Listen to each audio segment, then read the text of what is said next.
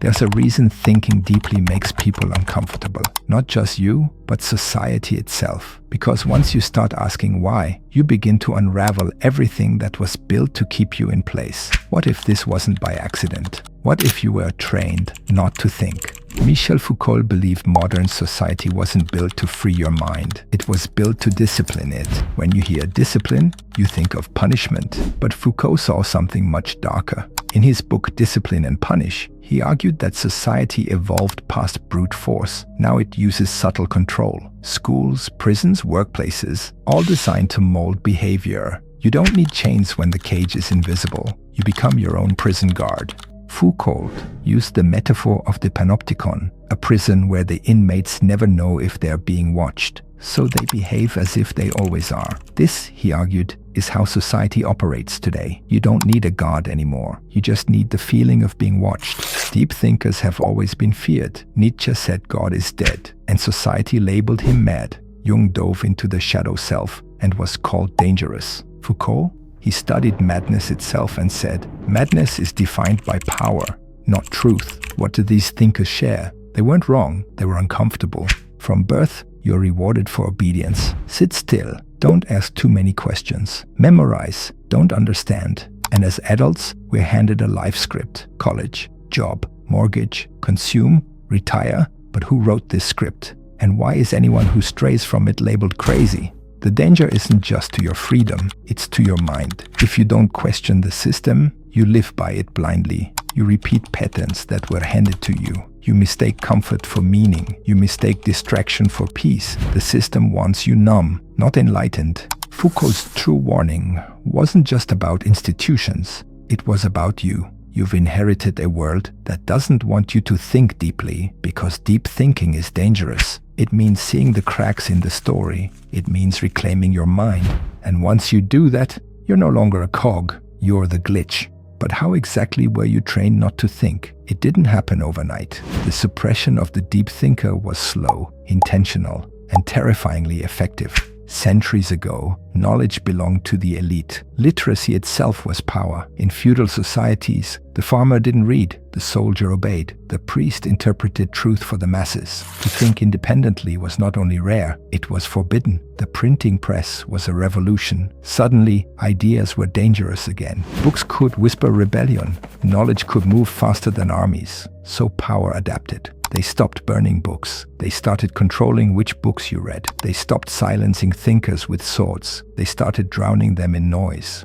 We were trained through systems. Education didn't evolve to teach you how to think. It evolved to teach you what to think. In the 19th century, schools mirrored factories. Rigid hours, bells, uniforms, sitting in silence. The goal wasn't intellectual liberation. The goal was to mass-produce workers who followed orders. As Foucault noted, modern institutions weren't designed for creativity. They were engineered for docility. The thinker became an inconvenience, the questioner a threat. And so systems evolved to isolate them. Let's go back. When Galileo looked up at the stars and said, Earth is not the center of the universe, they threatened him with death. Not because he was wrong, but because he was right. His thinking unseated the foundation of power. When Nietzsche said, God is dead, he wasn't attacking faith. He was warning of a world that had replaced meaning with machinery, a world that had forgotten how to feel. And when Carl Jung said, people will do anything, no matter how absurd, to avoid facing their own souls, he was talking about all of us. How we trade introspection for distraction, depth for dopamine. True freedom isn't found in action, it's found in thought. But most people don't want freedom. They want safety, structure, permission. The moment you begin to question, truly question, you exit the safety of the herd. And society reacts. It ridicules, labels, isolates. The deep thinker becomes paranoid, overthinking, too intense. And so most people retreat. Back into comfort, back into noise, back into the program. As philosopher Erich Fromm once said, most people flee from freedom because freedom means responsibility, and that is too much to bear. Now, in the digital age, the system is more sophisticated. You're not told what to think, you're fed what to think. Algorithms don't reward depth, they reward outrage, controversy, consumption. Try posting a nuanced idea online, it gets buried. But post something shallow, divisive, reactive, and it spreads like wildfire. You were trained not just to avoid thinking, but to fear it, because to think means to slow down, and slow minds don't buy fast. The modern world doesn't need chains, it has convenience. But Foucault's warning still rings in our ears. The most effective prisons are those without visible walls. To escape, you must see the walls. You must become what society fears, the soul who reflects instead of reacts, the thinker who questions, not conforms, the human who listens to silence in a world that screams for noise. That is your rebellion. Thinking deeply is not a rebellion against society. It's a return to the self. And when you return to yourself, you become ungovernable.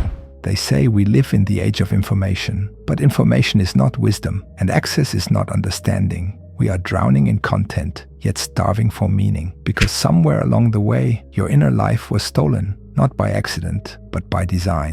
In ancient Greece, introspection was sacred. Know thyself was carved into stone at the temple of Apollo. Philosophy wasn't a subject, it was a lifestyle, a way of constantly questioning, reflecting, refining the self. But in the modern world, self-reflection is inconvenient, dangerous, unprofitable. In the Enlightenment era, thinkers like Descartes, Rousseau, and Voltaire began challenging monarchies, religions, and empires, not through violence, but through reason. The pen threatened the crown. But now, the modern deep thinker doesn't face execution. He faces something worse, irrelevance. He speaks, and no one listens. He writes, and no one reads. Because in a world of 5-second attention spans, the deep voice is too slow, too uncomfortable, too real, and so he is ignored. Silenced not by force, but by apathy. In 1988, Noam Chomsky wrote Manufacturing Consent, a chilling dissection of how modern democracies no longer need to censor you. They simply flood you with so much noise, you can't tell what's real anymore. News cycles move faster than memory. Headlines replace history. And the thinker, the one who tries to make sense of it all, he is left behind. Because thinking deeply takes time, and time is no longer allowed. In ancient times, rituals were performed to connect with the divine, to understand the self, to contemplate mortality. Now, rituals still exist, but they've changed shape. The morning scroll, the algorithmic sermon, the infinite feed. We no longer seek truth. We seek stimulation. And if the thinker dares to pause, reflect, resist, he's seen as antisocial, negative, detached, but maybe he's just awake. Let's not pretend this is new. In Imperial China, Confucian scholars were executed for writing poetry that questioned the emperor. In Soviet Russia, intellectuals were sent to gulags, not because they staged revolts, but because they asked questions. And in Nazi Germany, books were banned en masse,